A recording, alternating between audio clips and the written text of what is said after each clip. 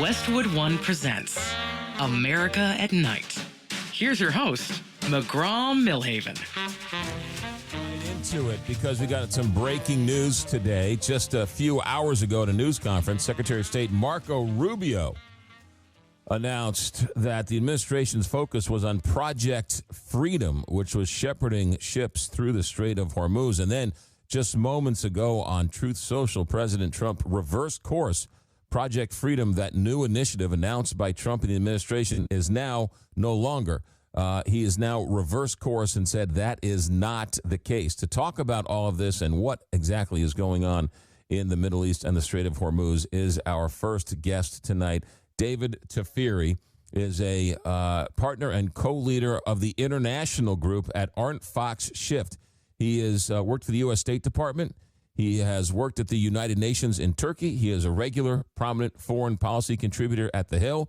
You see him on NewsNation, CNN, and BBC. David Tafuri, welcome to America at Night. Thanks, McGraw. Happy to be on with you.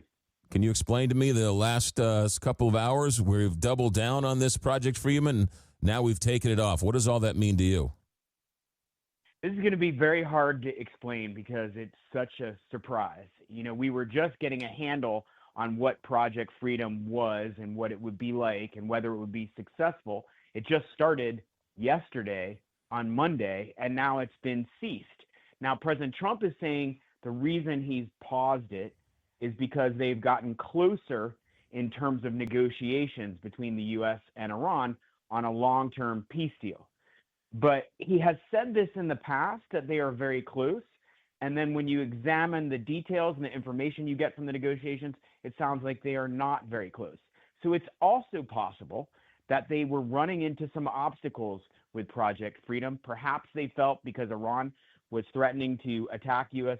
ships, because it was attacking Gulf countries, that it was going to put too many naval ships and U.S. service members in jeopardy, and perhaps that's also why they paused it. It's really not clear, and we're going to need to get more information. Hopefully, we'll learn more tomorrow. Let's talk about the first scenario. Let's say they are getting close to a deal. In what scenario would you stop doing what you were doing that was getting them closer to a deal? Wouldn't you continue doing that if they were worried about Project Freedom and shepherding these ships through? Iran, as we know in the last 47 years, loves to sort of poke the bear and twist the knife and promise things and never come through. You would continue to do it until you actually had an agreement. So it doesn't seem plausible that they're getting close to a deal, so he would stop doing the thing that helped him get the deal. That's a great point, and that's what I'm thinking too, and why this is so confusing. And you're right. The biggest leverage that Iran has against the U.S. and against the global economy is that it can close the Strait of Hormuz. So Project Freedom was meant to take away that leverage and force Iran to the negotiating table. So if Project Freedom was working, you would think we would continue it until we hammered out a deal with Iran. And to take the pressure off by pausing Project Freedom, if it was working, doesn't really make sense.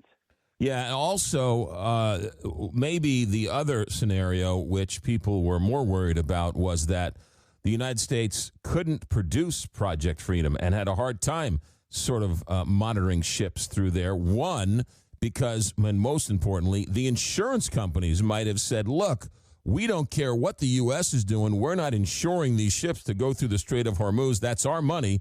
And there's no amount of military hardware the United States can provide that will allow our underwriters to insure that ship. So you guys ain't going anywhere.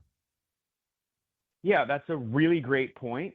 And we live in a different world now in terms of how wars are being fought. And there's a capability for a country like Iran, which has a much less powerful military, to use asymmetric warfare, to use drones, unmanned weapons, unmanned seaborne drones, to attack big naval ships that are very expensive with weapons that are very cheap to make and that can be deployed clandestinely from its own territory. And there's a long, border with the Strait of Hormuz.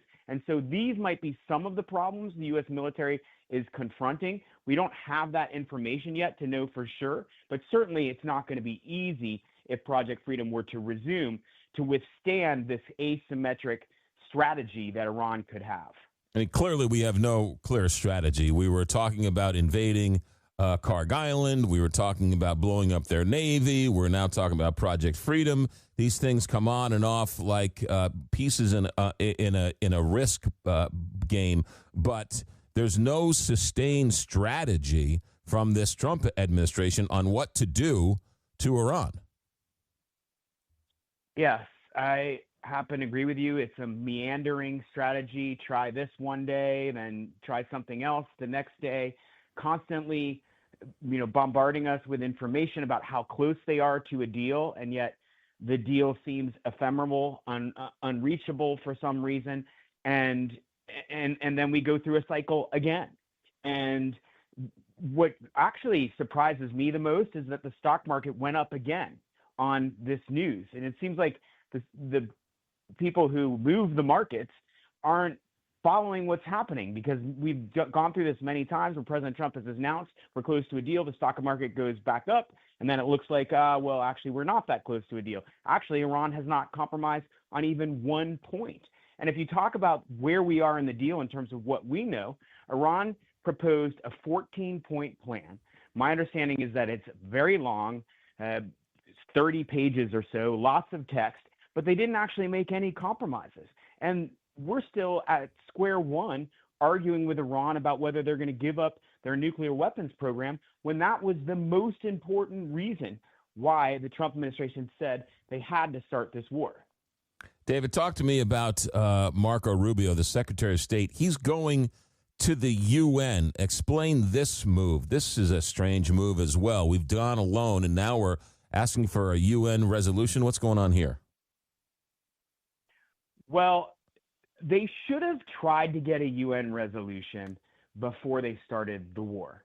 And had they done that, even if they couldn't get a resolution, because you can't get a Security Council resolution if either Russia or China vetoes it, but at least they would have helped inform the international community and the UN as to why they needed to do this war.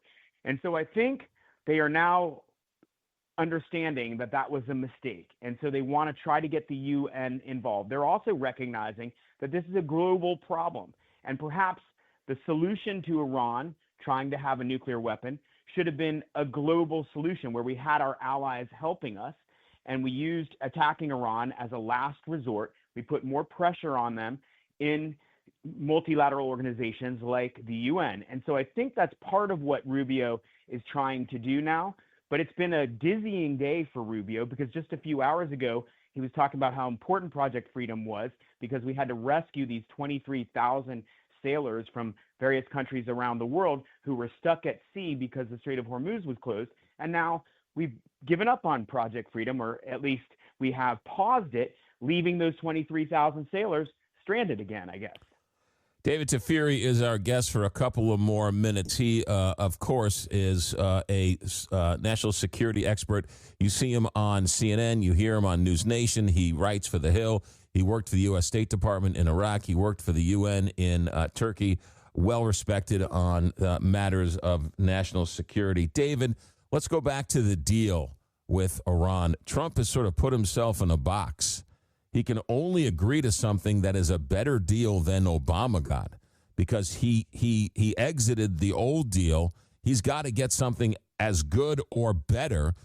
Iran knows this. They're trolling him on social media, and they don't want to give him any better of a deal. So he's sort of stuck between a rock and a hard place right now.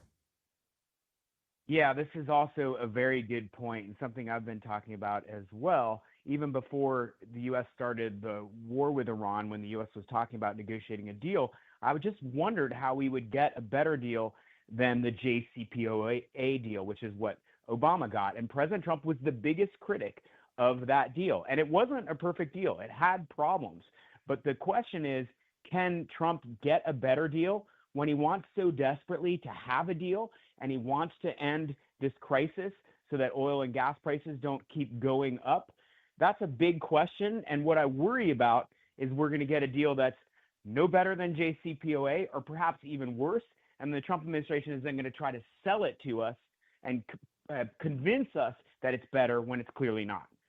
What about another strategy is just go back to bombing Iranian infrastructure? I mean, there's no other option. They sort of seem to sort of stare us down with the Strait of Hormuz. They clearly have enough power or enough juice to keep it closed. To go back bombing infrastructure within Iran, would that necessarily get them closer to the bargaining table?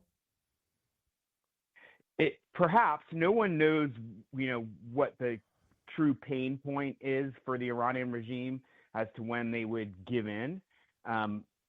They, despite being decimated and their military being decimated, they are hanging on. They're resilient.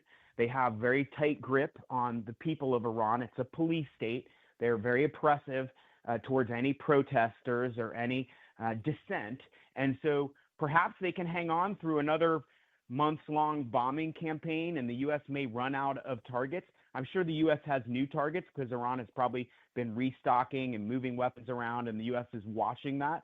So I could see there being another limited bombing campaign. The other option that we didn't talk about yet is sending in ground troops and taking Karg Island, taking maybe the southern part of Iran that borders with the Strait of Hormuz to make it harder for Iran to attack ships as they transit through the Strait of Hormuz. That's another option. President Trump says he doesn't want to do that, but he seems to have backed himself into a corner where he may need to do that if his goal is to get Iran to capitulate. Let's not kid ourselves. Iran's economy is in shambles. Apparently there's food shortages. Unemployment is rampant. This is really hurting the citizens of Iran, is it not? Absolutely. It's really hurting the citizens of Iran. And at some point, the hardship and hunger is going to drive them back out into the streets. And then the question is, what is the Iranian regime going to do? They were pretty brutal in January in putting down the protests, killed tens of thousands of people, according to reliable reports. And we could see something even worse if the people go back out in the streets, but they may have no choice. And so that's another thing that the U.S. really has to worry about, because in a lot of ways, the Trump administration is now going to be culpable for what happens in Iran, and whether it's right or not, if there is a slaughter of Iranian citizens by the regime and the U.S. doesn't do anything about it, there will be a lot of people around the world who will blame the U.S. Lindsey Graham, senator from South Carolina, is out tonight encouraging the Trump administration to arm the citizens of Iran. Is that a good idea? Well, if you want regime change, you have to have an armed opposition or you have to have an armed intervention. And we don't have either of those. So if the goal is truly regime change, yes, you need to have an armed opposition. All the countries that I've been involved in where there has been regime change, take Libya, for instance, the rebels in Libya were able to get weapons and they fought against the Gaddafi government. And we saw that in Syria recently, just a year and a half ago. The Syrian opposition accumulated weapons, they accumulated strength, they took on the Syrian army, they fought in a civil war and eventually pushed Assad out. So we don't really have that in Iran. There isn't an armed opposition. So if the goal is regime change, we do need to arm an opposition. But the problem is that takes time. You can't just do that in a couple weeks. We're talking about having to arm, equip, and train tens of thousands, if not more, soldiers, and then do that outside of Iran, because you can't do it in Iran, and then send them back into Iran. That's a big effort. The U.S. certainly has the capacity to do it, but it's something you would have been planning years in advance if you wanted it to be effective.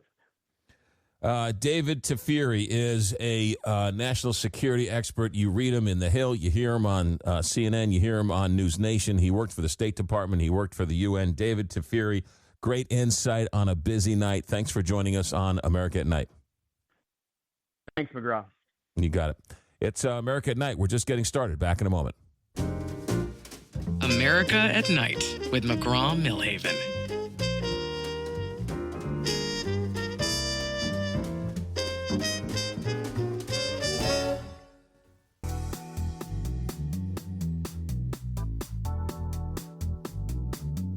You're listening to America at Night with McGraw Milhaven. Woke up, or actually we still don't wake up. Started the show tonight with some breaking news. That Project Freedom that President Trump touted over the weekend, and it was doubled down on by Pete Hegseth. And then, of course, the Secretary of State, Marco Rubio, just hours ago. President Trump, in a tweet just before we came on the air, said, nope, not doing Project Freedom, even though that new initiative was announced late Sunday, early Monday morning by President Trump. He says, based on the request of Pakistan and other countries, and I'm sort of paraphrasing here from his tweet, he says they're close to an agreement, and we're going to pause for a short time to see whether or not that agreement can be finalized and signed. This was just after Marco Rubio indicated at a news conference earlier that Project Freedom was full steam ahead. So we just talked with a NewsNation, CNN, U.S. State Department, UN, military, national security guy who sort of filled us in on all of that. We got a busy show for you tonight because coming up, we're going to look in the Nancy Guthrie case. It's gone cold, but we're going to talk to NewsNation reporter who has been there from the very beginning. What are the rumors? What are the facts with the Nancy Guthrie case, as it seems that the case and the trail has gone cold? And then next hour, we're going to talk about a national park that is near and dear to my heart, the Gateway National Park, the Gateway Arch Park Foundation. I visited the Gateway Arch when I was 10 years old, and I was enamored with it ever since. It is one of the most beautiful structures man has ever created, and it is a simple mid-century loop, as some have called it. It's a croquet wicket right there on the banks of the Mississippi River in downtown St. Louis, and I worked next to it for years, and you never got tired of staring at it. So we're going to talk about the Gateway Arch as part of the National Park Foundation coming up in hour number 2, and then it's open phones in hour number 3, just like every single night. So stick around. Thanks for staying up late, and phone calls and text messages all straight ahead. Also, don't forget, you can turn this show into a podcast. If you missed any of it, you want to hear it again, you want to send it off to a friend, just go and subscribe where all podcasts are found, and just search America at Night. Back in a moment. This is America at Night with McGraw Milhaven.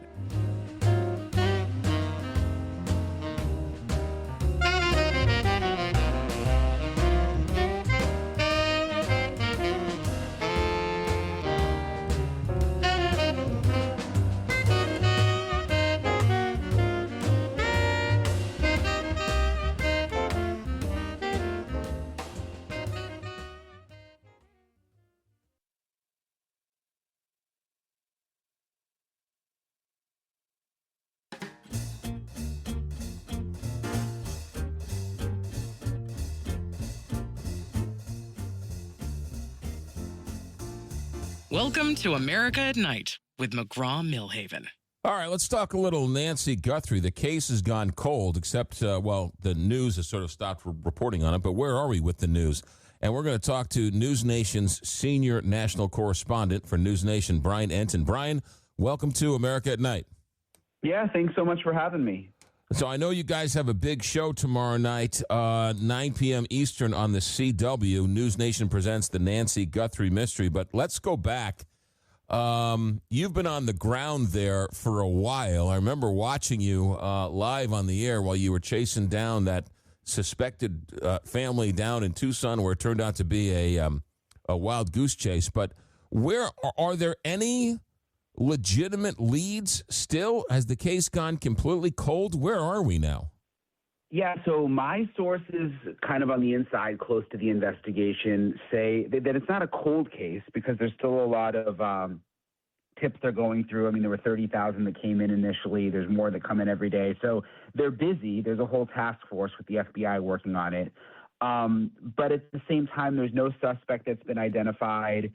There are really no strong leads from what I've heard. And they are waiting on DNA. There's some hope in the DNA. There's a hair that they found inside Nancy Guthrie's house that I've reported on it, a rootless hair that's now been sent to Quantico. That could pan out. But as of right now in this moment, nothing urgent on the horizon, unfortunately. Why does the DNA take so long? So because it's a rootless hair, and I've learned all about this over the last couple of weeks, like when you pull your hair out, if the root is still connected, it's pretty easy for them to get the DNA off the root. They've been able to do that for years. Because there's no root on this hair, it's a much more complicated, involved process. It's a new kind of science that they've just started to perfect over the last year or so. And it just takes a long time. I mean, there's a whole way they have to go about doing it. And there's even a chance they may not be able to get any DNA off of it. But the hope is that they'll be able to find something. Did we learn during the initial investigation with the surge of all the media attention that the abductor was in the house for 45 minutes? What do we know about what happened that night? Yeah, so it was about 41 minutes roughly, and we don't know a ton of detail. We know that the back doors were propped open. I have a source who told me that the inside of the house, and the word my source used was immaculate, so there wasn't any sign of a struggle inside. There was nothing taken. There was no sign of forced entry, but the back door was propped open. And then we know that there was blood, which we got video of when they cleared the crime scene because you could still see it. There was blood right outside the front door of Nancy's house. So putting all of that together, it seems that the suspect or suspects may have come in through the back door and then may have taken Nancy out through the front door, which would have been where the driveway is, where there may have been a getaway car. But that doesn't explain the 41 minutes. You figured the guys and the whoever would be in and out. What makes anybody think they were there for 41 minutes, and what could they be doing for 41 minutes? Yeah, I mean, it's a good question. We don't know. I mean, is it possible she may not have wanted to go? I mean, they may have been talking to her that whole time, trying to get her to cooperate. Where the blood came from, we don't know. She had health issues. She had some serious heart problems. She couldn't even walk to the mailbox a lot of days. So it may have just been a struggle getting her out of the house. That is really bizarre. Okay, the videotape of the masked guy who was covering up the camera with some shrubs from one of the bushes out front. Did that lead anywhere? No, unfortunately. I mean, I thought it would when it came out, which it looks like a horror movie, by the way. The guy's covered, and it's like he's, got this mask on and the gloves, like you said. He's got a Walmart backpack. I thought when that came out, someone would recognize him because you can see his eyes and you can see his mouth and you can see his eyebrows. And I'm saying I assume it's a guy, although some people seem to think it's a woman. But no, and he also had kind of a gait. The way he walked was sort of unique. So we all thought that, okay, give it a couple of days, someone's going to call in, there's $1 million reward, but that just never happened. And no one has identified who that person was. And we still don't know if someone else was involved. I mean, they were able to get the video off the front camera, so we saw that person. But all of the experts I talked to have looked at everything, say it's likely another person or maybe even three people. It may have been someone around the back at the same time. That we still don't know, though. Brian Entin with us, senior national correspondent for NewsNation. Tell us about this show tomorrow night that we're going to watch. Yeah, so it's on the CW, 9 o'clock Eastern. Basically, I went to Tucson the day after Nancy Guthrie disappeared, so it was February 2nd. I stayed there for almost 2 full months, and then I've gone back every week since. So this has been, 3 months in the making. We started shooting video right away, and just we're going to take people through the whole thing from the beginning, everything we learned, and then we've got a source who went on camera with us for the special. Who's on the inside of the investigation. We had to put them in silhouette. We had to cover, change the voice. They're sort of sounding the alarm about issues with the investigation early on. The crime scene was cleared too soon, they say. There have been issues with the FBI working with the local sheriff's office. In fact, even just a couple of hours ago, Kash Patel made a comment about how the FBI wasn't let in on the investigation for 4 days, despite them trying to, which how those first couple of days are so important. So there's sort of a rift between the local sheriff and the FBI. So we get into that with this insider. And then we also have this panel of profilers, of criminal profilers, some of the best. We got them together in a room to sort of go through everything and tell us, what do they think? What do they think the motive is? Who do they think could be behind it?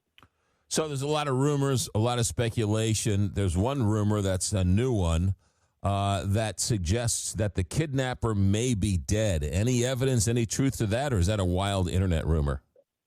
Look, we don't have any evidence of it, but it's not as wild as it sounds. I mean, that's actually something that all of our profilers, and they all worked at the FBI. They're retired now. One of them was this woman, Dr. Ann Burgess, which the show Mindhunter on Netflix was partially based on. So they were really legit. They all seem to agree, actually, that's a possibility. That they use the word eliminated, that the person who we saw on camera could have been eliminated, that there could have been a boss, like a puppet, they call the puppet master, someone in charge who sort of came up with the whole idea and then used that person and then may have killed that person so that word didn't get out about what happened. I mean, it's just a theory, but they all seem to think it was a possibility. What happened to the ransom notes and the money and all that? That sort of dried up as well, didn't it? Yeah, and that never really added up either, because there was never, you go back, and that's what these profilers do. You go back and you look at statistics and you look at what's happened with other abductions in the past. And there's almost always a proof of life. So when you do a ransom note, you would show that the person's alive, or you would have a video or a picture of them or a recording of their voice.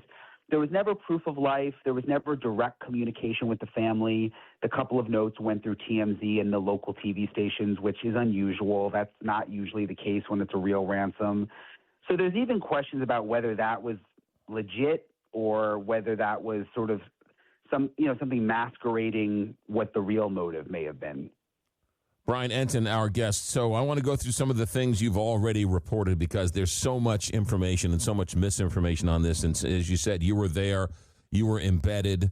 You're probably one of the most foremost experts on this Nancy Guthrie story. And tomorrow night, we should give you a plug on the CW. Tomorrow night, 9 p.m. Eastern time on the CW, NewsNation Presents the Nancy Guthrie Mystery. Did the internet go out right around the time of the abduction? Yes, the neighbors say it did, and there was an internet outage. There were the neighbors, and I talked to all these people myself, so the neighbors had Nest cameras that went out right around the time of Nancy's disappearance, right? I think it was like around 1:40 a.m. So there was some kind of internet disruption. Whether that's actually connected, there was speculation that the suspect may have used a signal jammer. I mean, it's a possibility. They're not that easy to get, and they're not always strong enough to reach the neighbors' houses, but it's a possibility. What about one of the neighbors seeing anything, a car, a person, anything suspicious around that time? Yeah, so there's one neighbor, a woman named Aldine, who I've talked to, who saw a suspicious man 2 weeks before on January 11th. And what's interesting about that date is I'm told the suspect on the surveillance video on the front doorbell camera that we've all seen was also on video at Nancy's house on January 11th, which is kind of chilling to think about. I mean, he was casing the house likely. He had been there 2 weeks before, which kind of shows this wasn't just some kind of random burglary or something. Why would the guy have been there 2 weeks before, dressed in the mask that time too? So he's on camera, and then you've also got a neighbor who saw someone suspicious around the same time. Yeah, let's talk about the evidence because this sheriff, Tucson, they don't get a lot of murders in Tucson, and they don't become the point person for an international story very often. So how much criticism is valid for the Tucson Police Department? I mean, how much misinformation and how much did they mishandle evidence in the early days of this case? Yeah, it's a fair point. Sheriff Chris Nanos has been the one, being criticized.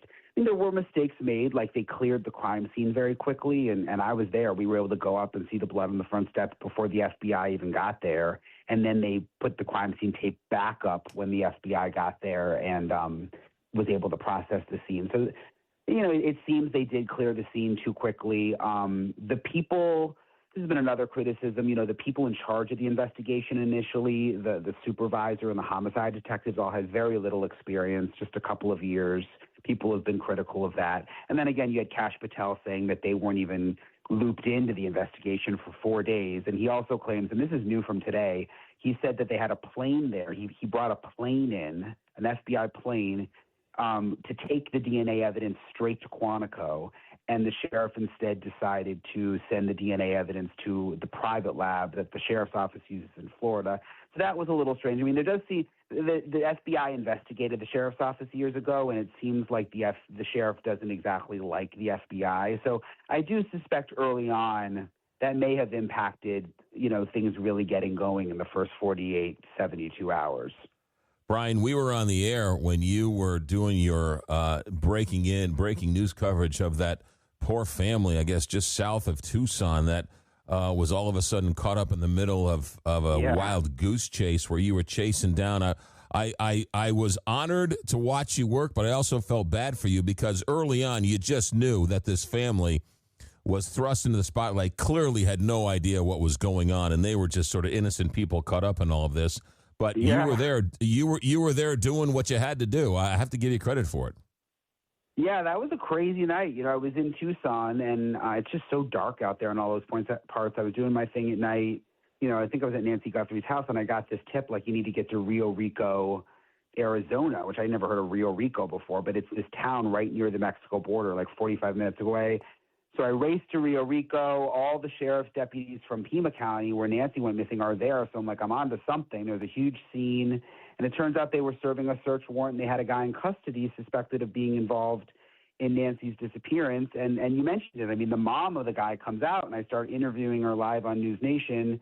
And, I kind of got the gut feeling pretty early on, like, I think they have the wrong guy, because the mom was so believable. And, like, none of them knew who Nancy Guthrie was. And the guy was a delivery driver, which I think that was how, they were tracing all the cell phones in the area. So it would have made sense that he was in that neighborhood. His phone was in that area. But like you said, it didn't pan out. He wasn't the guy. They let him go, and it was just a false alarm.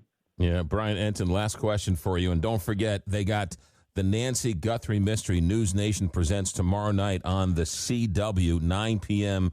Eastern, 8 Central on the CW tomorrow. Brian Entin sits down with quite a number of experts and sources to sort of parse all this out. Last question for you, Brian Entin from NewsNation, and that is this. Any idea that this was a targeted attack on Savannah Guthrie's mother, or was it just a random burglary in a rich neighborhood in Tucson? So I mean, look, it could be anything. We don't know. Based on everything I know, I do not think it was a random burglary. Nothing was taken. Burglars don't typically abduct people and take them away. And I just think it'd be too random. I mean, like you said, it's this neighborhood outside Tucson near the mountains. Like, why Nancy Guthrie? Why an 84-year-old woman that just happens to be Savannah's mom?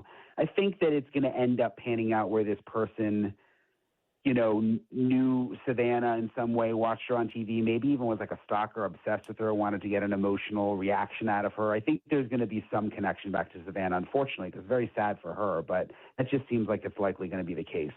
Yeah, and it's just such a random person to go after, right? The morning show host of a national morning show. She's not really very controversial. She's not that upsetting. She's very pleasant. She's had a long career. She's very nice. It just seems so odd that somebody would target her and or her mother. Yeah, it doesn't add up. The whole thing is that's one of the reasons we did this hour, because like most of these stories I cover, the other crime stories, in the back of your mind, you're like, okay, this is what I think happened. You like tell your friends and family, look, I can't report it yet, but this is sort of on the lowdown, what I think or what everybody's telling me. With this one, it's just all over the map. At one point, they thought it really was a ransom. No, it's not a ransom. So I still don't know. I still don't have a good theory, which is one of the reasons I guess people are so intrigued. Yeah, and heart breaks for Savannah Guthrie as she tries to go back and piece her life back together again, but quite sad. Brian Entin, he's going to host NewsNation Presents the Nancy Guthrie Mystery tomorrow night on the CW. Brian Entin, the pride of the University of Missouri. How about that? Missouri grad. Oh, my God, Mizzou, M-I-Z, baby. Yeah, I'm a Husker, so I can't really say M-I-Z-Z-O-U, okay. but I have to give you a little credit for being a Mizzou grad. Thank you so much. Brian Entin, senior national correspondent with NewsNation. Brian, thanks for checking in. Good luck tomorrow night. Have a good night. Appreciate you. You got it. America at Night. Back in a moment. From the heart of America, this is America at Night with McGraw Milhaven.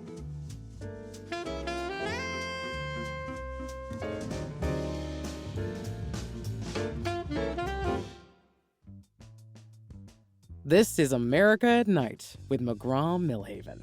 Hey, we're just getting started. Next hour, we're going to check in. It's our 250th anniversary series here on America at Night, and we're going to check in with the National Gateway Arch, the smallest of the national parks, but one that carries a big punch. One of my favorites. Could be my favorite. If I'm playing favorites, it could be one of my favorites. Got some breaking news this morning as we were going on to the air. Project Freedom, which was the operation where President Trump announced on late Sunday, early Monday, that the United States was going to help escort ships through the Strait of Hormuz. That was doubled down by Pete Hegseth, Secretary of Defense, and then, of course, Marco Rubio earlier on Tuesday. As we were coming on to the air tonight, President Trump reversed course and said that's not what we're doing anymore. Apparently on the advice of Pakistan, as well as others claiming that they are close to a deal with Iran, they have decided to stop Project Freedom, pause it for a short time, his words, to see whether or not an agreement can be finalized and signed. So it was on again, now it's off again. Some breaking news as we're coming on to the air. We can talk about it in open phones, anything you want to talk about in open phones. And, of course, next hour, stay right there. We're talking about the Gateway Arch with the Gateway Arch Park Foundation as our 250th series continues, rediscovering all that's good about America. Stay right there. Our executive director is Alex Entin. Our engineer tonight is Richard Good. I'm McGraw Milhaven. This is America at Night on Westwood One.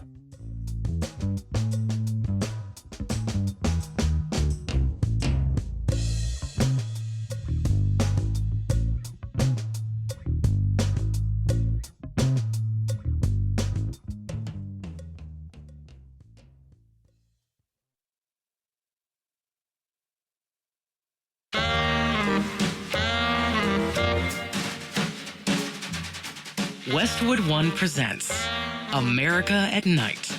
Here's your host, McGraw Milhaven.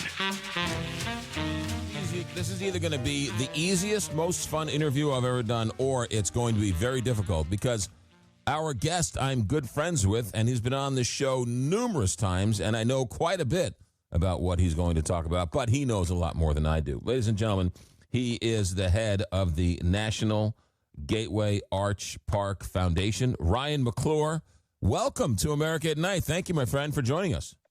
It's great to be with you, McGraw, as always. Thanks for having me on. Oh, my goodness. We've done this a couple of times, and I know enough to be Just dangerous. I know just enough to be dangerous when it comes to the arch. But in terms of full disclosure, and let's start here because it's, I think, the one of its kind, the public-private partnership between the Gateway Arch, the National Park Foundation, your Gateway Arch Park Foundation, the national parks, as well as a public subsidized part. And I sit on the Great Rivers Greenway Board, which helps spend the taxpayer money for this. This is a one-of-a-kind sort of triangle in terms of funding and or management for the park. Talk about that for a minute. It's incredibly unique, and this all came about, around 2009. We were approaching the 50th anniversary of the completion of the Gateway Arch in 2015, and St. Louis as a community really knew that it needed to come together to celebrate this anniversary and make some really significant changes to the arch experience and improvements. And so this public-private partnership got together. Gateway Arch Park Foundation, where I serve as the executive director, was created in 2009 to help coordinate this and raise all the private funding. But as you mentioned, there was also federal funding involved. There was state funding from our Department of Transportation. And then there was a sales tax initiative that was overseen by Great Rivers Greenway that helped fund the $380 million renovation of the arch grounds. And that is the first and only time that local jurisdictions have voted to tax themselves to make improvements to a national park. Yeah, pretty extraordinary that you're able to. It can be done, right? The public-private partnerships can be done, and what happened at the Gateway Arch is a giant success. So with the renovations, let's start with the arch. What did the $380 million renovations get for a brand new arch? Yeah, so it did a lot of different things. And starting with the fact that the arch, the minute it was completed in 1965, was severed from the city that it would undeniably come to represent by an interstate highway. So I-70 was built at the same time, and it completely cut the arch off from downtown St. Louis. So that was the first thing we needed to solve. And so what we did was cap that highway so that you now have a seamless connection from Gateway Arch National Park into downtown. It also completely reimagined the museum underneath the arch. That museum opened in 1976 and was not touched after that. So it was sorely needed an update. Improvements were made to the old courthouse. The grounds were improved and became more accessible. We removed a parking garage and created a 7.5-acre park. And we improved the St. Louis riverfront by raising it 2.5 feet so that it would flood less often. So, a lot of things happened for $380 million, including, I didn't mention, we expanded the visitor center under the arch by about 50,000 square feet. Take me through the painstaking detail you had to do on the riverfront. It was historic land with the bricks and what you had to do to bring it up to an elevation so it wouldn't flood. People are going to be shocked by the painstaking efforts we all did here in St. Louis to get this done. Tell us about it. Yeah, and you were around for this, McGraw. You knew about it as it was happening, but the cobblestone levee in St. Louis. I mean, we're talking about the original site of the village of St. Louis when it was formed in 1764. So we could not touch those cobblestones, and if we did, we had to put them back right where they were. So painstaking is a great way to describe that. But what we got was new pedestrian and bike paths along the riverfront, brand new lighting and security. And then, the Mississippi River in St. Louis is very volatile. There's not a lock or dam from Alton, just north of St. Louis, all the way to New Orleans. So you're talking about a rise and fall of the river there that can be about 40 feet. So we know that it would flood often during peak tourism season between Memorial and Labor Day. So raising the riverfront by 2.5 feet for a 1.5 mile stretch eliminated about 70% of the flooding occurrences that shut down the riverfront every year. Right now, the Mississippi River is really high, and Lawrence K. Sullivan Boulevard right on the riverfront is dry. So that change has made a huge impact. Now you're able to use that waterfront road for festivals and food trucks and bike races and gatherings of all kind because of this painstaking renovation. Absolutely, and just last month we had the Greater St. Louis Marathon, which is a nationally renowned marathon, and it went all the way through the arch grounds and along the riverfront. And, had these changes not been made, that marathon likely could not occur right next to the arch. And hearing the stories from those runners and the inspiration and the energy they take from running on the arch grounds, whether it's a marathon or a 5K, that's huge. We are just getting started. Ryan McClure, Executive Director of the Gateway Arch National Park Foundation. That's the Friends Group for the Gateway Jefferson Memorial Expansion. We'll come back and talk more with him. If you have a question, we love texts, we love questions. 1-844-2-McGraw, 1-844-262-4729. We're just getting started. Our National Park Series continues with the Gateway Arch. America at Night, back in a moment. Celebrating the natural beauty of the United States, this is America at Night with McGraw Milhaven.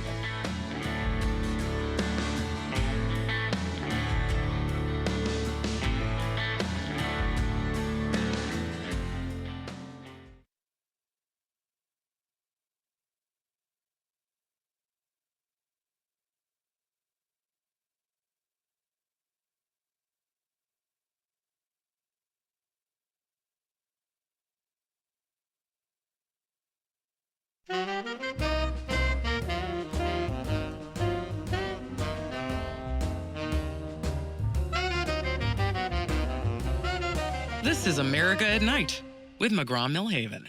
Our National Park Series continues with Ryan McClure, who was the executive director of the Gateway Arch Park Foundation. All right, Ryan McClure, do you call the Gateway Arch, or do you call it the Jefferson National Expansion Memorial Park? What is the name of that thing? Yeah, it is Gateway Arch National Park, and so you're touching on something here where the original name of the park, dating back to 1935, before the arch even got there, was Jefferson National Expansion Memorial. And when we were completing these renovations coming up in 2018, there was really a desire to change the name of the park to reflect how everyone knows it, which is by the Gateway Arch, right? Jefferson National Expansion Memorial was not a well-known name. Barely anybody called it that. So the foundation worked with our congressional delegation in Missouri, and legislation was introduced in D.C. It has to go through Congress to change the name of a park, to rename it as Gateway Arch National Park.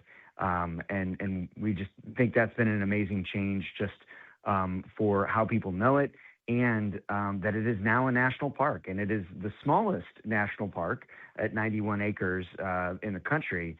But it is also one of the very few that is located in the middle of a downtown. And that's really unique and special.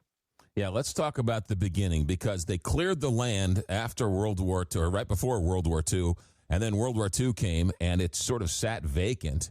And ultimately, Right. the idea was to have a contest. Talk about that contest. Yeah, you're right. I mean, this took a while to get the land cleared, and then of course we were in the middle of World War II. So the land is cleared by 1942, and the competition didn't take place until 1947. So this land, 40 square blocks of the city, sat vacant for a really long time, and it became a parking lot for a while. But in 1947, Eero Saarinen won the design competition with his design for the Gateway Arch. This was an international competition. Saarinen was an immigrant from Finland, and has become and became the quintessential mid-century modern architect. And he gave the city of St. Louis and our country the gift of the Gateway Arch. It was big, it was bold, and it was beautiful. Many people thought that it could not be built, and it actually took from 1947 to 1963 before construction started in terms of getting the funding, figuring out how it was going to be built, designing it. Was a really arduous process, but what we have received is this international icon that is a true gift to the city of St. Louis, its residents, and its visitors. When the commission announced the winner of the competition, didn't Eero Saarinen think his dad won the competition? He did, actually. So his father, Alil, so both names start with an E, Alil and Eero. They both entered the competition, and a letter was sent to the home, the Saarinen home, and it was addressed to E. Saarinen. And they initially thought, okay, well, Alil has won this. He's the well-known architect. Eero is just starting out. And they have a celebration, and, well, they open it, and it's actually addressed to young Saarinen, the son. So they had another celebration. But that's one of the really cool stories surrounding the arch. And Saarinen, Eero Saarinen became, like I said, known as this amazing mid-century modern architect who designed the TWA terminal at JFK, Dulles in Washington, D.C., many other well-known buildings, and also furniture. The tulip chair, that's a Saarinen creation. So we're just so proud of his work here in St. Louis and across the country. I wish we could talk to some of the people who were on that commission, because what's so genius about the Gateway Arch is that it's so magnificent and yet so simple of a design. And I've worked, you know this, I worked across the street from the arch for, 5-6 years. You never tire of staring at the Gateway Arch. It's so simple, and yet you look at it in the night, in the morning, in the winter, in the summertime, in the dark, and it changes constantly, and it's so simplistic of a design. You're absolutely right. I mean, there was I think it's a quote from someone on the design jury that said, "There's nothing simple about it except for the shape." And you're right. I mean, I still, as you know, work right next to the arch, and I look at it every single day, and I never ever get tired of it. I live 7 minutes. It takes me 7 minutes door to door to get from my house to the arch, and every morning I drive in, and it looks different every single day based on where the sun is, what time of year it is, what the angle that you're looking at it from. It is just a remarkable structure that you never get tired of. Yeah. One of the things about the renovation that you guys did, wasn't it to sort of be more in the spirit of what Eero Saarinen wanted for the rest of the grounds? Wasn't that sort of the compilation or the completion of his vision when it started? Absolutely. Michael Van Valkenburg Associates, who won the City Arch River International Design Competition that we held in 2010. So modeled after the competition that Saarinen won in 47. Michael Van Valkenburg would always say, this project is about finishing this park in the spirit in which it was intended, in which Saarinen and his partner Dan Kiley, who did all of the landscape architecture, was world-renowned in his own right, about finishing it the way they intended. And so there's lots of little nuances that went into the renovations, trees, landscaping, that really harken back to the original ideas that Kiley and Saarinen had. And one really fun example of that is the light posts in the arch grounds. They used to be kind of lollipop-looking light posts on the pathways in the arch grounds. They're now kind of flying saucer looking shades on the lampposts above the lights. Those are drawings that MVVA found in a Saarinen sketchbook for the arch grounds that were never used. And so they unearthed this nugget of a Saarinen idea and put it back into the grounds 50 years after it was completed. And I just think that's a true testament to the creativity and thoughtfulness of architects and designers. Yeah, you've got the two reflecting pools that were redone. You have the steps leading down to the Mississippi River. And then, of course, we can talk about the trip to the top of the arch. I got about 2 minutes left here. But talk about, Ryan McClure, real quick, let's talk about the rest of the grounds and everything you guys had to do to sort of fill out. I know. I wanted you to talk about the movie Monument to a Dream. Yeah. We talked about it this morning on the radio. People need to know about this movie. It's a wonderful movie. Talk about that for a second. Yeah. So in the theater underneath the arch, you can see Monument to a Dream, which was directed and created by Charles Guggenheim, and it was nominated for an Oscar the year that it came out. And it documents the building of the arch from when it came out of the ground to the very last day of construction, October 28th, 1965, when that last piece of the arch came in.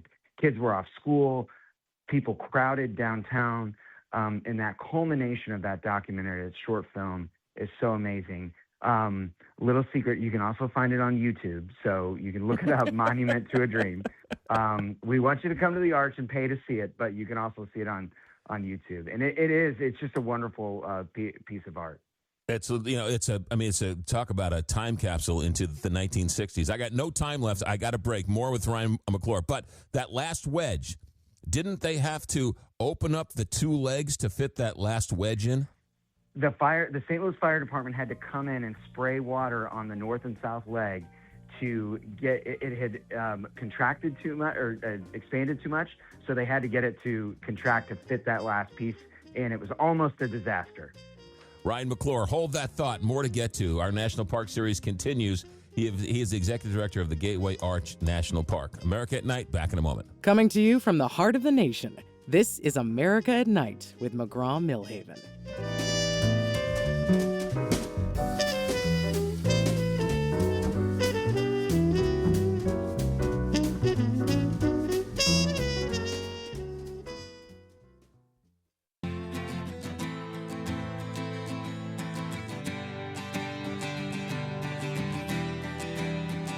Let's take a stroll through the park on America at Night with McGraw Milhaven.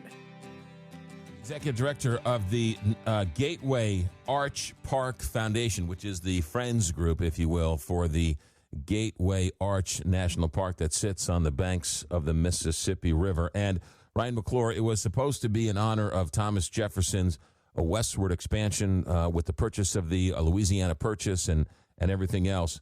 But it comes at the crossroads of the confluence of the Mississippi and the Missouri River. It's also where a whole lot of history happened. And just, I don't even know if it's a stone's throw away from where the arch is the old courthouse, which has been a completely renovated because of the work you guys have done at the Gateway Arch National Park. Talk about the old courthouse and the historic nature of it and the renovation that you guys just completed. Sure. That was an incredible, another public-private partnership, right? So it's a $27 million project, partly funded through private donations to Gateway Arch Park Foundation, and then public funding from the National Park Service. And what we have now in this building is we've protected it so that it will last longer. It's more accessible, and the exhibits are brand new and world class. And this building, for those that aren't familiar with it, is incredibly important to the history of not just St. Louis, but of our country. That is the site where the Dred and Harriet Scott trial was first heard. Dred and Harriet were their family were enslaved individuals that sued for their freedom based on, at the time, the understanding that had borne out in many cases that if you were once free, always free. So they had been transported to Illinois, a free state, which then should have meant that they were free. Well, this case, where they would win it and then they lost it, it would be appealed, and then it went all the way to the Supreme Court and ended up being a major precipitating point for the American Civil War. It's the old courthouse is also the site where Virginia Minor, several decades before the suffrage movement, walked into the old courthouse and sued for a woman's right to vote. She knew full well that she would lose that case, but she also knew that somebody had to start the fight. And that the stories of courage and bravery from Dred and Harriet Scott and their family and Virginia Minor, they live in that building. And that's why buildings like this and buildings like it all across the country are worth preserving and protecting. And that's what friends groups can help do when they're working in conjunction with our national parks. Hallowed ground is really what it is, because the Dred and Harriet Scott case, the city of St. Louis gave them their freedom. The state of Missouri appealed. They lost the state case, and then it was taken to the Supreme Court, where they lost at the Supreme Court. But the city of St. Louis gave them their freedom, and all of that is on a display. And the renovation did such a great job with interactive exhibits and pictures and just giving a sense of the history that happened inside those walls. And that was the goal. And another goal was we wanted to make that experience accessible to more people. And that was a tenet of the entire City Arch River renovation, where universal design was implemented. So that means it goes beyond accessibility so that everyone, regardless of their ability, can experience these places together.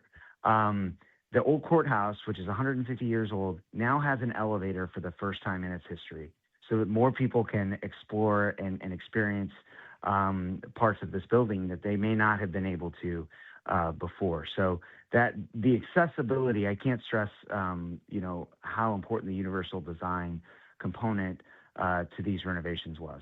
Yeah. You think about, this, and I know this because we see this every day and we appreciate it. But for the people who don't know, you've got the Thomas Jefferson buys the Louisiana Purchase.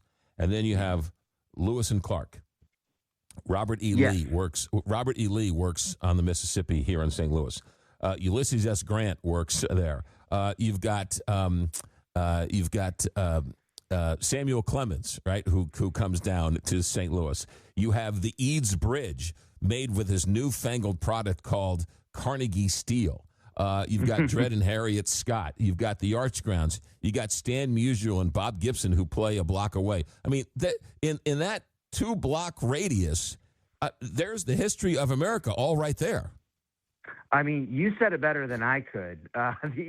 You hit on so many of the heroes of not just St. Louis, but American heroes, right? And they all traversed around this area, right, in downtown St. Louis. And that's why, having a national park in the middle of our city, with this iconic monument in the middle of it, and then all the museum, both museums in the national park that tell these stories. And then, of course, if you said you've got Busch Stadium. For those of you who don't know, in St. Louis, we really love our baseball. Is right next to the Arch. You can see the Arch from home plate at Busch Stadium. So, yeah, like I said, you said it better than I could. There's so many heroes here in St. Louis and stories that are really rich. And the Eads Bridge is a block north, right? They took what they learned at the Eads Bridge and built the Brooklyn Bridge. So you don't have the Brooklyn Bridge unless you have the Eads Bridge. Right. James Buchanan Eads really broke the mold when he created the Eads Bridge. And it was really interesting that people, this was the first major Mississippi River crossing, right? The Eads Bridge. And they still study it in engineering schools today. But the people of St. Louis they didn't trust it. So they thought it would fall into the river. So Eads, on the day that it opened, got an elephant from the St. Louis Zoo and walked it across the Eads Bridge to prove that it could stand. And Missouri is the show me state. You got to show us. You got to prove it to us. So that elephant proved it to St. Louisans, and that bridge still stands today. I always ask you this question because I always worry about the dusty buffaloes that were in the old exhibits in the old museum. They're safe and sound, right? The old dusty buffaloes. Yeah. Okay. I worry no more, McGraw. It is that buffalo is right where it belongs, on the prairie at Fort Larned, Kansas. It's better to be there than in underground in downtown St. Louis. So, McGraw, you're referring to this taxidermy buffalo bison that we had for 50 years in that museum, and it was time to have it on its home in the prairie. So that's where it is. Ryan McClure, what is the future hold for the Gateway Arch National Park Foundation? What are you guys planning on in the future? Oh gosh, we have so many things, and first, while we still have time, McGraw, I want to thank you for doing this series. You've talked to Jeff Reinbold from the National Park Foundation, Katie Nyberg, who is the executive director of the National Park Friends Alliance, and I proudly serve as the board chair of the National Park Friends Alliance. This series that you're doing, highlighting national parks and America's best idea, we're just very grateful for that. So thank you. I want to make sure I say that. What does the future hold for Gateway Arch Park Foundation? We want to see things like expanding Gateway Arch National Park to East St. Louis, across the river to Illinois. We have an opportunity to do this, and that was Aaron's original vision, was for this park to be on both sides of the river. Just last month, two representatives from Illinois and two representatives from Missouri, two Democrats, two Republicans, introduced legislation in Congress that will help make this happen. So this is a bi-state, bipartisan piece of legislation. So we want to get that park expanded to East St. Louis. We want to really think about how this highway that we talked about that separates the Arch from downtown, how can we make that better? We capped it for 1 block. Can we do more? Again, St. Louis thinks big and bold. That's why the Arch is here. And there's so much more that we can do. um, uh, just last year, the foundation stepped in and bought the Millennium Hotel, which McGraw is very familiar with. His office was right next to it. This hotel has been abandoned for 11 years, 500,000 square feet, 2 city blocks, sitting right next to the arch. We could not let that continue to happen. And we actually got inspired by our friends at Cuyahoga Valley National Park Conservancy, who purchased an abandoned golf course right next to their park to protect it for responsible development.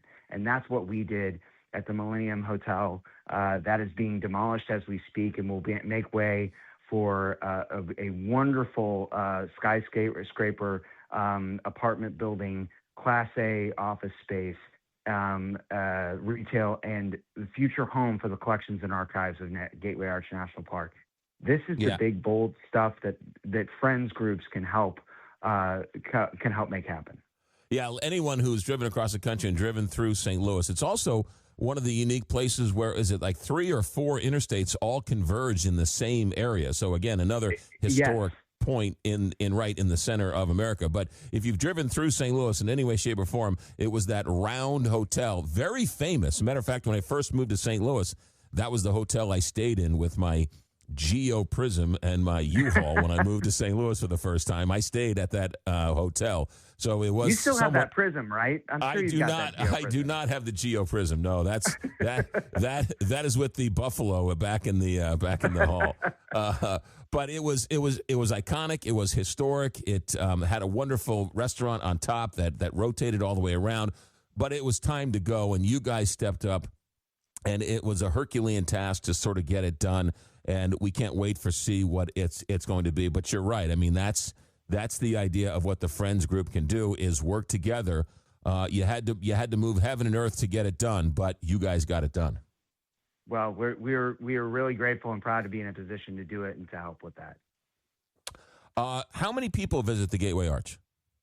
About 2.5 million visitors a year.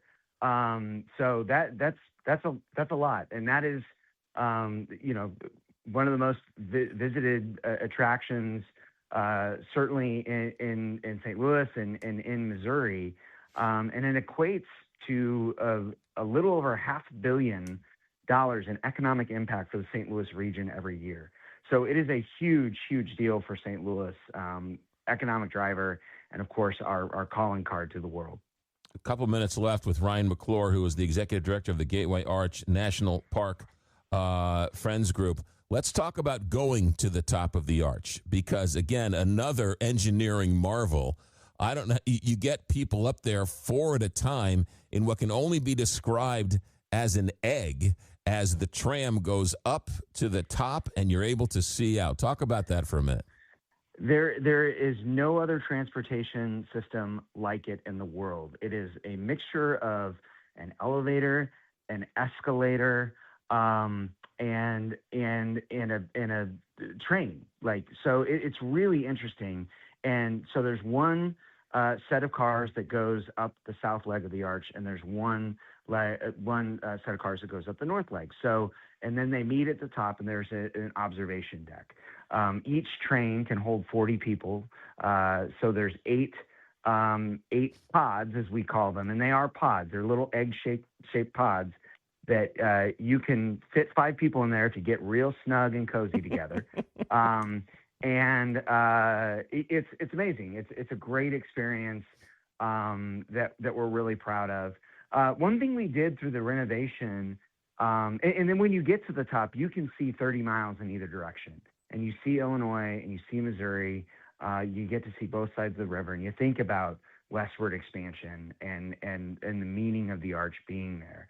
One thing we did through the renovation is, unfortunately, there is no truly accessible way. So if you have mobility issues to get to the top of the arch, it's going to involve stairs, and then getting on these small pods is not something that everyone can do. And we haven't found a way to make that truly accessible. However, our universal design group, made up of 25 individuals that represent the disability community in St. Louis, had this brilliant idea to create a replica of the observation deck on the ground in the museum.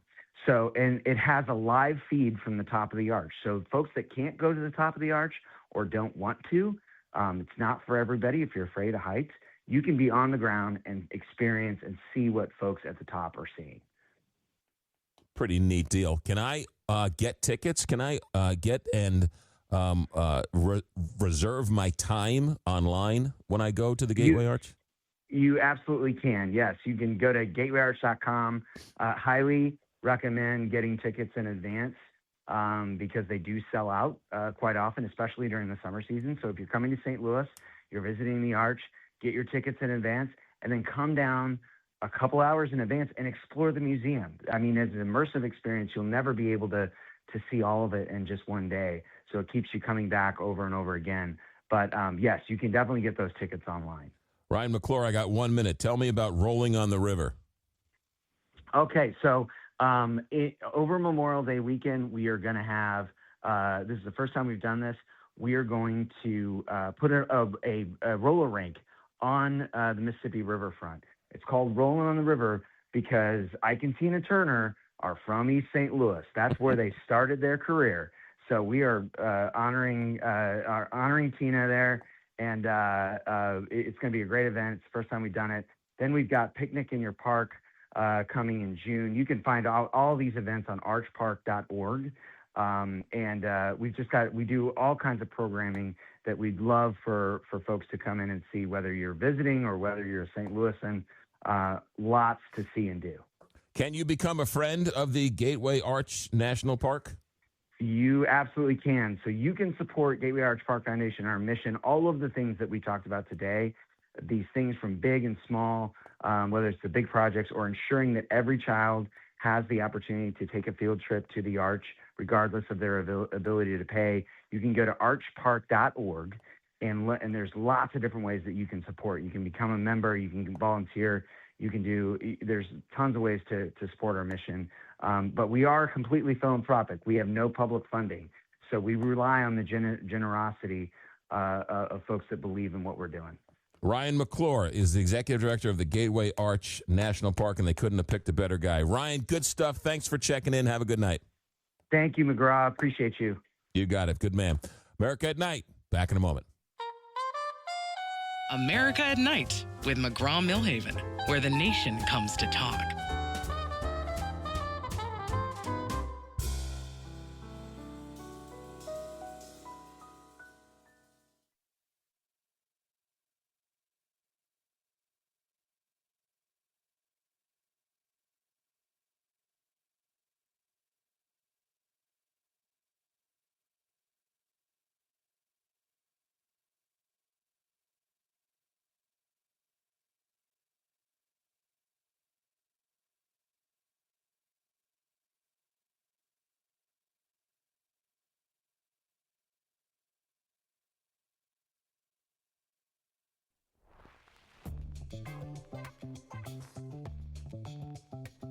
From the text line from Illinois, you two guys want to make me move to St. Louis.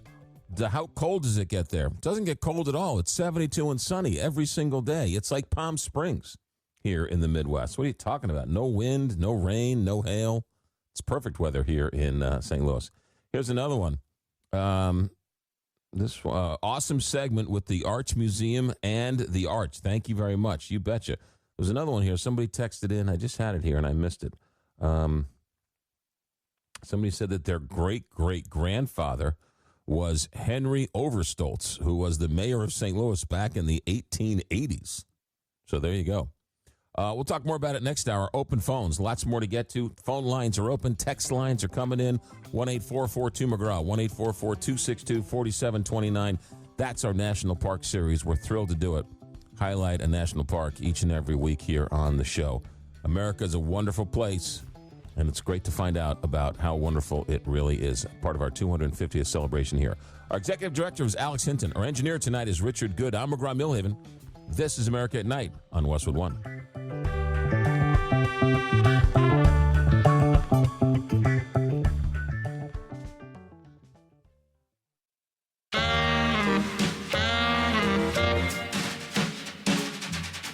Westwood One presents America at Night Here's your host, McGraw Milhaven.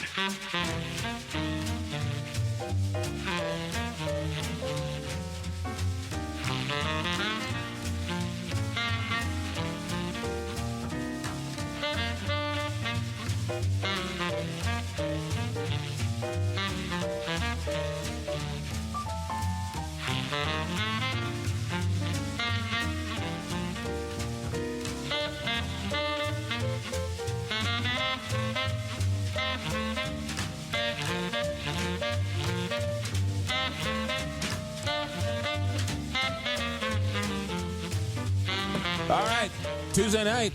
Welcome back. It's open phones. 1-844-2-McGraw, 1-844-262-4729, 1-844-2-McGraw. Text or call 1-844-262-4729. Got a funny story for you.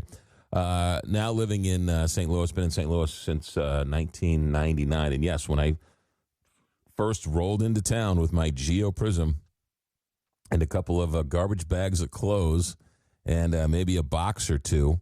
Yeah, we spent the first couple nights at the Millennium Hotel in downtown St. Louis, and the rooms were like a wedge. It was the door, and then it sort of went out. It wasn't very good use of space. It was a cool restaurant. It was a cool hotel, but yeah, that is now being torn down. But let's go back a little ways. When the Milhavens were driving across the country in the Ford Torino, I believe. Let's see, that would have been circa, I think Linda, my oldest sister, was in high school. So it was before 1980. So maybe it was 1976, maybe 1975. I would have been about 8 years old, and we stopped off at the Gateway Arch. And we got out of the car, and we walked to the Gateway Arch, and my father and my mother were together, a rare occasion where we were driving across the country, and the two of them were in the car together. And my mother just did not want the older sisters going to no. But somehow my father convinced her, they'll be all right. So she let the three older ones go. And I remember sitting there as an 8-year-old, driving across the country in the Gateway Arch. And my sister comes up to me and says, they're letting us go to the top. Do you want to go? And I said, absolutely not. So the three older girls went up into the arch, and they came back down, and they were all talking about how you could see the curvature of the earth, and it was the coolest thing in the world, and it was the greatest. Oh, my God. And I was so jealous that I should have let my fears get the better of me. But then if somebody would tap me on the shoulder and said, what is this, 1978? In the year 1999, you're going to move to this town and see that hotel over there. You're going to be staying in that hotel. Isn't it amazing how life works out like that, right? Little did you know that St. Louis would be where you live, and you're raising your daughter, and you meet your wife, and I don't know. It just seems life is an amazing thing. Hey, before we go to the phones, I want to give a little bit of a shout-out here. Congratulations to Molly and Jack Casey. Jack is my nephew. Molly is his wife. And we are pleased to announce the arrival of John Francis Casey, born today at 2:12 in the afternoon, 9 pounds, 6 ounces. I'm happy to report that Mom and Dad and Grandma Cheryl are all doing just fine. John Francis Casey, the newest member of the Chicago Metropolitan Chicago Metropolitan area. Sorry about that. But John Francis Casey, the newest baby in the family. So, Jack, congratulations. Molly, congratulations. Glad both are doing well. But the family is a little happy tonight, bringing in a new grandbaby and a new niece and a new nephew to the family. So congratulations to John Francis Casey, born today in Chicago, 9 pounds, 6 ounces. I'm happily to announce that everyone's doing fine, including my sister Cheryl, who is beaming from ear to ear for grandbaby number 2. So there you go. Give them a shout out and welcome them properly to the world. All right. Phone numbers, 1-844-2-McGraw, 1-844-262-4729. Lots of text messages. Got a couple phone calls. Let's jump in there. Let's go to Paul in Boise. Paul, welcome to America at Night. Thanks for checking in. Yeah, thanks for taking my call. Sure. I was going to talk to you about, I'm sure you heard about this, the fact that Trump was almost assassinated, and the guy that was the perp was actually, he was given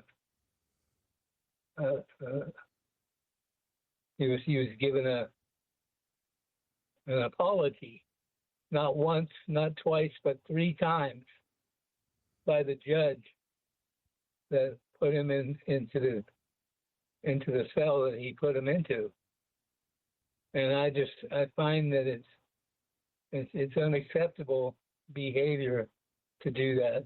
I mean, if he really wants to treat the guy nice, give him some more milk, some graham crackers, and give him some paper and a pencil, and have him write down the reason why he almost killed the president of the United States. Well, Paul, hold on a second. Your facts are a little not fully flushed out there. This was the guy who at the White House Correspondent Center that you talking about, right? Yeah, the guy, the assassin. Yeah. I don't know if we still to be determined what his ultimate goal was, but let's say it was the president. Obviously, the man was arrested. He was put into solitary confinement, and his attorneys alleged that he wasn't suicidal and he had to wear a suicide vest, and he was put into solitary confinement. Ultimately, apparently, the prosecutors or the courts took him out of that, and I think the judge was just apologizing for being thrown into a solitary confinement where there was no need for him to be in solitary confinement. So I wouldn't get all worked up over a judge just apologizing for being mistreated as somebody who was arrested. Do you want them to torture this person? No, that's not it at all. In fact, he could have saved his life by putting him in solitary confinement to keep him away from the other prisoners. Well, I don't think bond is punitive, and I think that's what the judge was mentioning. He wasn't convicted of anything. He's been charged. In this country, we don't torture people while they're awaiting bail. And if he's held afterwards, again, being solitary confinement, being allowed out for 10 minutes is seems somewhat harsh. So I think that's what the judge was getting at. So yeah, it sounds. Well, wait a minute. What's this judge talking about? He's apologizing to the guy. But when you read the facts a little bit more, it's a little more understandable why the judge apologized, because he was in a holding cell that he didn't deserve to be in, and borderline, not appropriate, because we don't do that to prisoners here in America. Well, you can put them in holding cells, which is one thing different than putting them in a psych unit. Well, yeah, and solitary confinement will drive people crazy. It can, sure it can. Yeah. But this guy was already 3 feet to the wind on the way there. Allegedly shooting the president. Well, again, he hasn't been convicted, and if and when he is convicted, he's not going to go to solitary confinement. Well, I would put him definitely. I would have put him somewhere where he was away from the other prisoners. Okay, Paul, we don't do things according to what you say. We go do things according to the law. And we don't put prisoners in solitary confinement for no reason. We just don't, for all sorts of reasons. And he was put in some type of solitary confinement, and the judge was saying that's not procedure when somebody gets arrested. So he was apologizing because they weren't following, apparently, procedure. Okay. Well, I guess we can agree to be disagreeable. It's kind of like you can wind it down to Jeffrey Epstein. Was he murdered, or did he take his own life? And that's the one question is they're not going to be able to answer.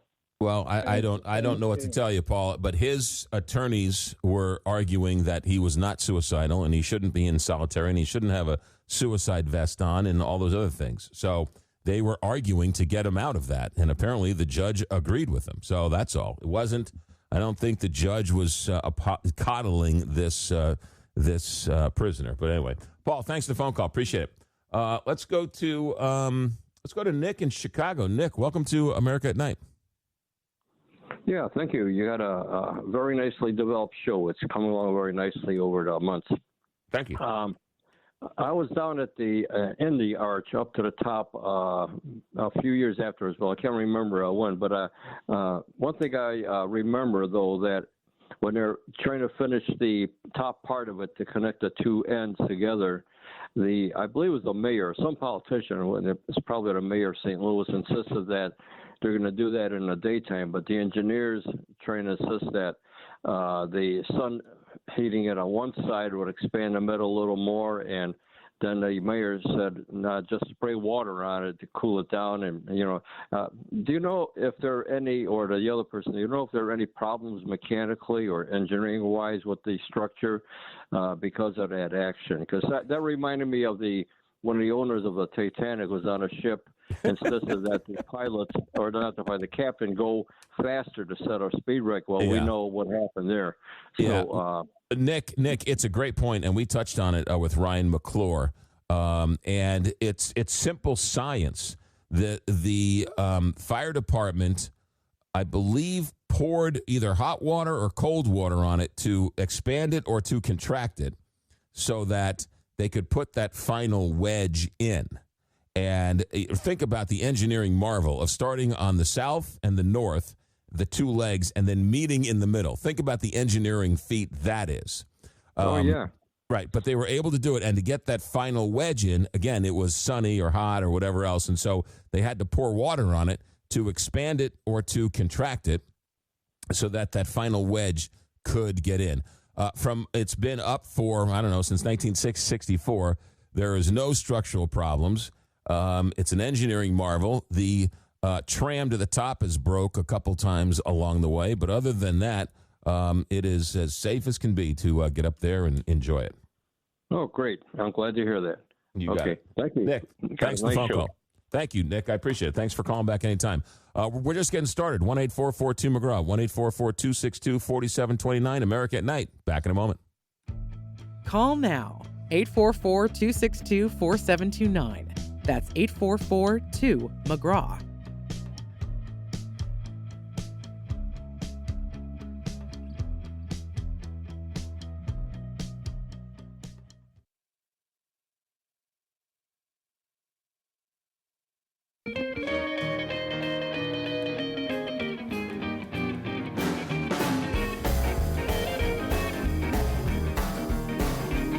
The floor is yours.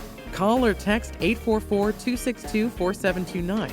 That's 844-2-McGraw. Somebody in Alabama's checking in. Love the show. Thanks for the arch conversation. Here's another one. This one's from Illinois. I love my time in solitary confinement. I got that punishment for refusing to eat the terrible food.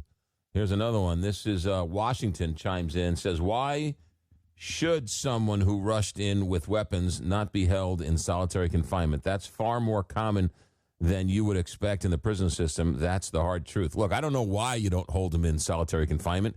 You just don't. I'm not making a value judgment. I'm not saying they should or they shouldn't. I'm saying they don't. And I'm saying his attorneys are saying he's not on suicide watch. The attorneys are saying they had a hard time talking to him. And the judge was saying that basically being held in that type of environment in a pretrial detention is not meant to be punitive. Being held in what's considered solitary confinement is not standard operating procedure for something like this. I'm not making it up. I'm just telling you what they're reporting. So that's why the judge apologized to the guy. Let's go to Eduardo in Tampa, Florida. Eduardo, welcome to America at Night. I saw this list. Most road rage and least road rage states. Just a couple from the most road rage: Nebraska, Mississippi, Arkansas, Texas. That is the most? Nebraska's the most? Yeah. Really? Wow. Believe it or not, yeah. Yeah, that's interesting. The least was New Mexico, Nevada, Louisiana, Kentucky, Maine, just to name a few. My former state of Illinois was number 10 as most road rage, number 10. So no real rhyme or reason. You wonder why Nebraska would be worse and Alabama would not be so bad. That's odd. Maybe Nebraska's upset they haven't won a national championship in a while. Maybe, yeah. Well, my state, Florida, they didn't make it, so surprisingly. What do they constitute? What do they constitute as road rage?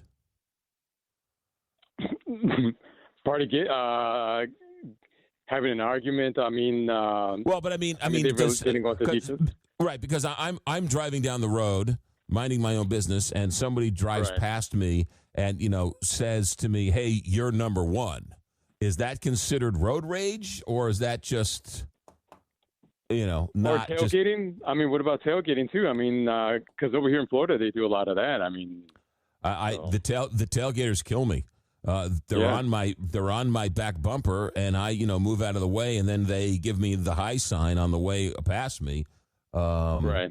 Yeah, I don't get it. I don't get the road rage. These people are insane. But I mean, with these gas prices, I mean, you really don't want to be. Well, no, I get people upset with gas prices, but what are you upset with me for? Well, I'm driving the speed limit, minding my own business, driving my kid to school. What are you flipping me off for? Yeah, looks like it should be directed at the pump, not a person. Yeah. Well, and that's the other thing too, right? These poor people who are working at the convenience stores. Right? They're making their $15 an hour just trying to make sure the store runs smoothly, and they're getting yelled at by people because you're upset with the gas prices. The guy behind the counter at the convenience store is not the one setting the gas prices. Definitely. Yeah, that's for sure. Crazy world we live in. Anything else, Eduardo? Okay, thank you very much. Thanks, I appreciate it. All right, Gil and Tony, we'll come back after the bottom of the hour break. Scott from Missouri asked, did Trump cancel Project Freedom? Yes, we talked about that in the first hour, right before we came on the air. Marco Rubio doubled down and said Project Freedom full steam ahead, and then Donald Trump said, we're taking it down. So sort of on again, off again with Project Freedom. We'll talk about that on the other side. America at Night, back in a moment. You're listening to America at Night with McGraw Milhaven.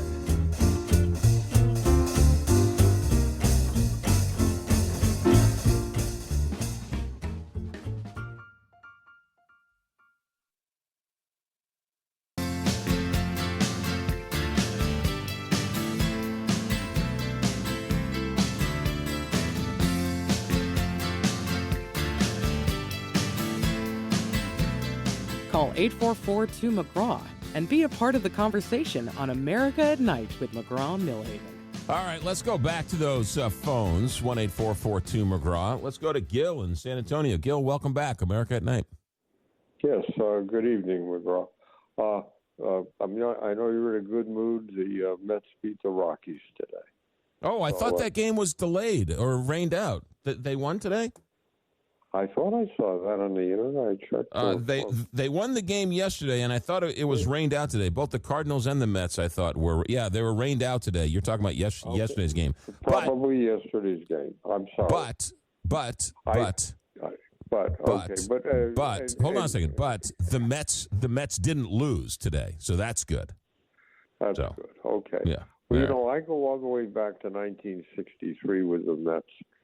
I remember when Casey Stengel was the manager, when Yogi Berra was first a coach. I saw Duke Snider hit his last home run. It was a Grand Slam home run at a night game. I saw it on TV, but I was a pretty big Mets supporter. I've been to many games at Shea Stadium, and I never could afford to go to a game at Yankee Stadium. That was always pretty expensive. Yeah. But anyhow, Donald Trump, he's got to finish this mess in Iran. and I'll give you the reason I think so. If Iran has this fissionable material, even if they can't make it into a thermonuclear bomb, they could turn it into a dirty bomb and put it in one of their missiles and have it explode over Tel Aviv and cause many people to die from different forms of cancer. Exposure to that type of radioactivity causes many people to develop cancer. We had an incident in the 1980s in the Southwest between Mexico and the United States, an accident that caused, I guess, a couple hundred people to die of cancer pretty quickly after being exposed. So I think that they got to get in there and get that fissionable material and make sure Iran never has access to anything that could be turned into any kind of a weapon of mass destruction. Well, I'll tell you this. You had Marco Rubio say tonight that epic fury is over with, and now it's all about the Strait of Hormuz as a humanitarian effort. You had Hegseth say that the ceasefire is not over, and then you've had reports that Iran has poked the bear a number of times from this ceasefire. They've gone after the United States 10 different times. Pentagon saying they haven't gone after us enough to declare the ceasefire over with. Then you have President Trump putting on Project Freedom and then taking off Project Freedom. So somebody should talk to somebody in there and figure out what's going on. I don't think President Trump wants to put troops in. And the only way you're going to get this material is either if Iran gives it to you, which I don't know why we would trust them to give it to us because we didn't believe them before, and or we're going to have to go in and get it. And I don't think Donald Trump wants to send troops in to go and get it in a hostile environment, and I don't think Iran's going to hand it over to us.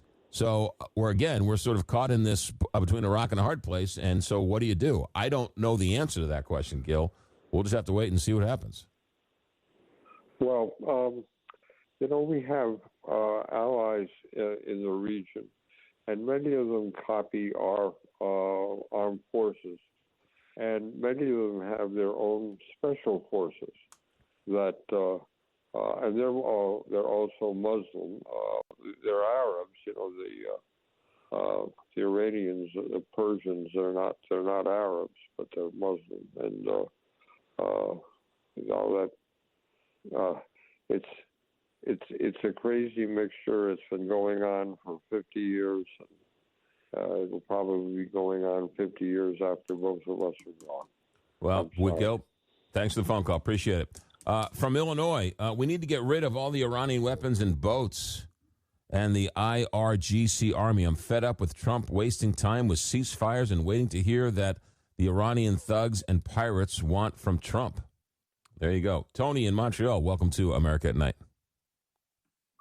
How you doing, McGraw? Just want to quickly say Duke Snyder, the fellow mentioned, Duke Snyder, he was a broadcaster for the Expos with Dave Van Horn, and his son played baseball in the Lakeshore Baseball Association that I played in. At the time, I didn't really know very much about Van Horn or Duke Snyder, but when I was a kid, I was listening to them, if my memory serves me correct. So we have a lot of connection with the Mets. Rusty Staub came up here, Tim Foley. Le Grand Orange. The Grand Orange. And also Ken Singleton. Ken Singleton turned himself into a superstar up here and then returned to the good old United States for Baltimore and became a broadcaster. So we're pretty much involved with baseball up here, even though they took away our franchise. That's another story. But I was originally, trying to talk about what I wanted to talk about, which was what we live in today, what we call in Quebec the two solitudes, the English and the French. I call your two solitudes the Democrats and the Republicans. Or it's like two philosophies of life. And then quickly I went through like today, like when you said to one of your callers, you should try to pick up some things. Like when I wake up in the morning, I'm listening to different radio stations to get different vibes, different political messages, or just different messages.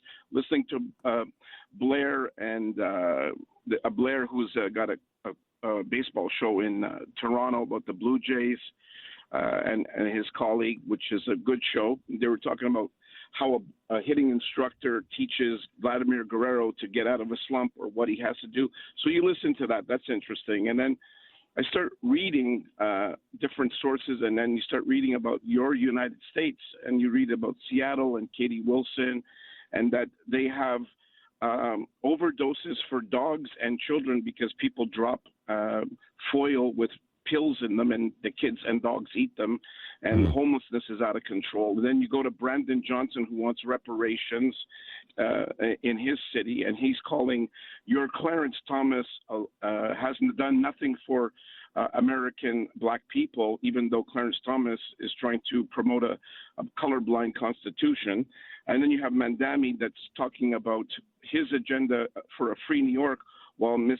Holcomb says that she doesn't have enough money for the agenda for class expansion, and she's begging for money.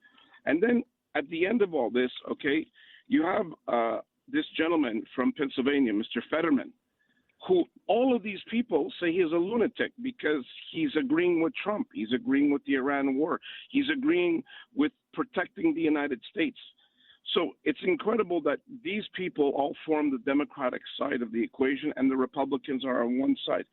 And at the end of the day, you try to figure out, why can't I even listen to the left when they're talking about all these agendas? Like Ilhan Omar today refused a subpoena, to respect the subpoena, to show up in Minnesota to talk about her involvement, allegedly, about the issue of Minnesota fraud. She just didn't show up.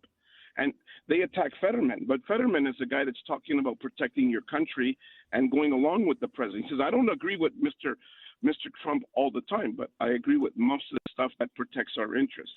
And it's pretty sad that these two solitudes cannot meet and cannot come to a simple agreement to disagree, even in a polite way, like a couple of your callers called today. Yeah.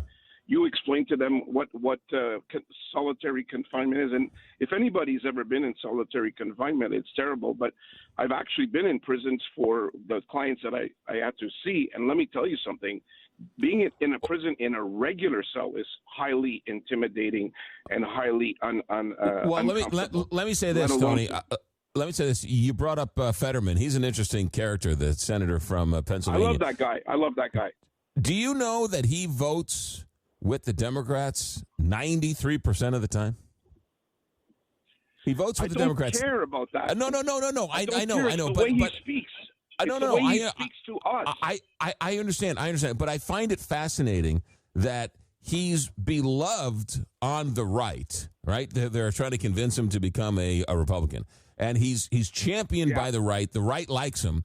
And yet he votes 93% of the time with the Democrats. Liz Cheney voted. But that's okay. No. I understand it. But Liz Cheney voted 93% of the time with, or 98% of the time with Trump, or 95% of the time with Trump, and she was kicked out of the party. It's so interesting how. So I'll just. Yeah. It's just interesting Go ahead. Fetterman is loved by the right, and Liz Cheney was vilified by the right. It's just an interesting world we live in. It's a valid point. It's a valid point. But I think that we all that we're supporting the right or Republican viewpoints are guilty of actually attacking Fetterman when he first appeared and was running for senator. And they were saying all kinds of things about him.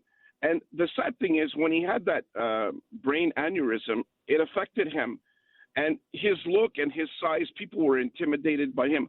But the point of my comments is that no matter what he talks about and however he votes, he speaks to people in a reasonable way, where that even if you oppose him in terms of what you believe, let's say on taxes or on spending, you could say this guy's a normal American. He's like, he's okay. He's like, he wears a hoodie and it's kind of interesting. But I myself refuse to wear a tie. Well, I refuse to wear a tie and go to court. I would do everything possible to wear dark black jeans under my robes. In Canada, you got to wear robes. So I understand that type of mentality. But the sad thing is that even people like Hannity apologized to Fetterman for his vitriolic attack on Fetterman. And he invites him all the time because this guy has a conversation. I don't think you and I would always agree on everything. But if I was sitting next to you and next to Donald Trump, and I didn't know who Donald Trump was, and I didn't know who you were, and I was sitting in a bar in St. Louis watching a baseball game, and we all started talking together, I think, not knowing who we are, those guys sitting at that bar would get along. Yes. Just because of the conversational skills. And I'm sorry, that's what's missing in your politics, and that's what's missing in our politics. Hatred in politics is not good. I agree. Tony, well said. Thanks for checking in. It's funny when people say, hey, we don't always agree on everything. I can't think of one person that I know that I agree with everything they agree with. My 5-year-old daughter, I love her more than life itself. Oddly enough, we don't agree on everything. My sisters, I love my sisters to death. There's very few things we agree on, but I love them to death. I don't know if where is this thing where people have to agree with every single thing somebody else says? Where did this come from? Do you know that if we agreed with everything everybody said, do you know how long the lines would be? I love that line, right? If everybody loved vanilla ice cream, you know how long the line would be for a vanilla ice cream? Crazy stuff. Do we go to Bill? Let's go to Bill in Las Cruces, New Mexico. Bill, you're on America at Night. Hi. I just wanted to talk about the Ukraine ceasefire that started today. Okay. Are you familiar with it? The alleged ceasefire? I don't know. They've called ceasefire all over the place. Are they really a ceasefire? Oh, no. Or is it Russia calling a ceasefire? Is it Russia calling a ceasefire without Ukraine agreeing to it, and Russia just want to take the land they have and go home? No. The facts are that Putin was asking for a ceasefire for the 8th and the 9th, which is when he has his Victory Day parade in Moscow. But Zelensky, Ukraine, said, let's start on the 6th. So he actually outfoxed them because he says, whatever you do on the 6th through whatever, we will retaliate the same way. So supposedly they started a ceasefire on the 6th, which will go through the 9th, which will show the world that the smaller countries can do it. And in fact, a lot of countries like Taiwan are very grateful to Zelensky because of what he has taught them. So they're going to have a ceasefire for 3. So they're going to have a ceasefire for 3 days, so they can have a parade and then back to fighting. Well, that's it. I wouldn't call that a ceasefire. I wouldn't call that a ceasefire. It is not really a ceasefire because he says we all have a ceasefire as long as Putin that's a break. Start attacking us. That's a break. That's a break. That's a break. So that's a you break. don't want that? Okay. Well, no.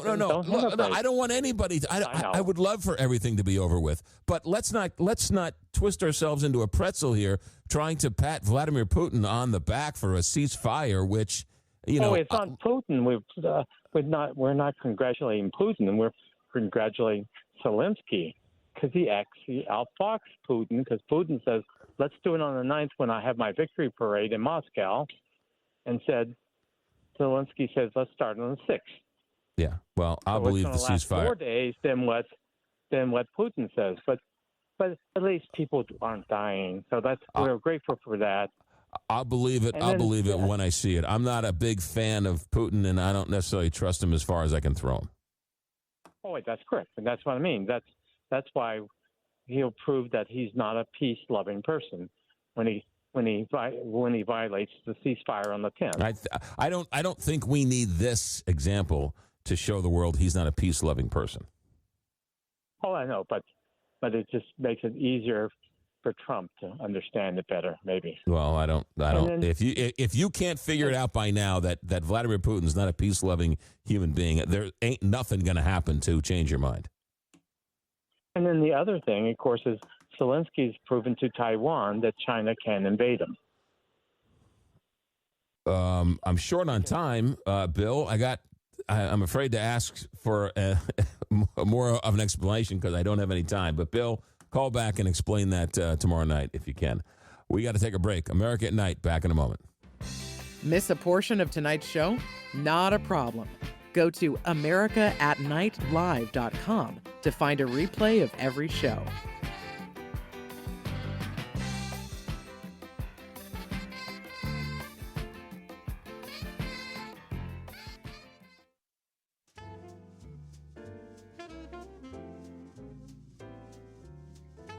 This is America at Night with McGraw Milhaven. All right, that's going to do it for us. Thanks to Ryan McClure from the Gateway Arch and everybody else who joined us tonight. Where did the 3 hours go? I have no idea.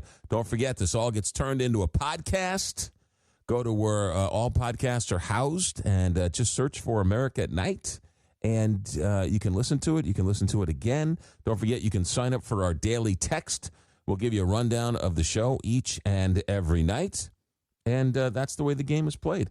Don't forget to check in on each night. And if you like the show and you like what you listen to, tell a friend and pass it along. We are having a blast here, getting our feet wet and starting to come up with a new show and a new community. And we love the people who are coming along for the ride. We thank everybody. We thank all the guests and the interesting conversations and the phone calls and the text messages. And let me remind you, when I first started listening to talk radio, I was too afraid to call in. And now look at me. I'm hosting the show. So if you ever want to call in, text in, feel free. We'd love to have all opinions from all corners of the country. That's going to do it for us tonight. We'll be back tomorrow night with a whole new show. Every night, 5 days a week. Our executive director is Alex Entin. Our engineer tonight is Richard Good. I'm McGraw Milhaven. This is America at Night on Westwood One.